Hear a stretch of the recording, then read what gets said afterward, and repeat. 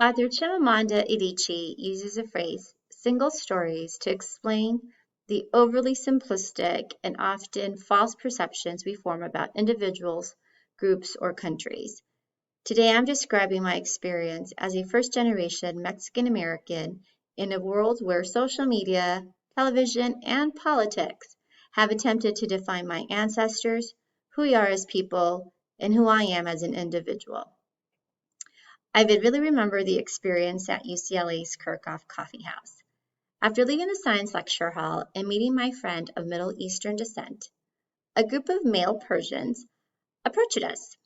They greeted us in Farsi, a language I do not speak or understand. They continued holding a discussion with my friend. The male students looked at me frazzled as I was not engaging or responding in their tongue. Quickly, they looked at my friend and asked what language I spoke. She said English. She turns to me and says, "I told him you don't speak Farsi." Immediately, one gentleman stood out and said, "What nationality are you?" I said, "Guess." He began going through Middle Eastern countries. "Are you from Iran? Iraq?" I said, "No." He then continued listing all the European countries that he believed I resembled or belonged to. "Are you Lebanese, Greek, French, Italian, Portuguese, Spanish?" Again, I responded no to every one of his European guesses. "Are you Indian?"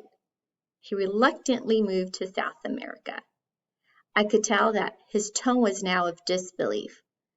"Are you Argentinian, Venezuelan, Chilean?" And I said no after every guess. Finally, he made a connection in his one-story brain and says, "Don't tell me you're Mexican." I said, "Yes, I am." He and his friends said something in their language and then looked at me in surprise. "I can't believe you're Mexican. You don't look Mexican." At that moment, my girlfriend realized that her friends were not very kind and that the conversation could lead into something uncomfortable for me. Little did she know that it was already uncomfortable. She quickly escorted us out. She apologized profusely. She mentioned that the gentleman's only experience with Mexicans were in his father's factory. He only knows Mexicans as dirty, poor, short, fat, submissive, and doing all the hard labor for people like his father. In her TED Talk, Adichie referred to the single story she also had about Mexicans and how that was dismantled when she visited Guadalajara. Media has truly portrayed our community in one single light, one single story. I believe it's time for us, the older, wiser generation, to expose our children and our children's children to more than one story. So whatever happened to that gentleman, you ask? Well, a week or so after that uncomfortable encounter at UCLA South Campus, that gentleman and I crossed paths again in an organic chemistry class. We had just received the results of a test we had taken previously. He recognized me, waved me down, and asked, "How did you do on the test?"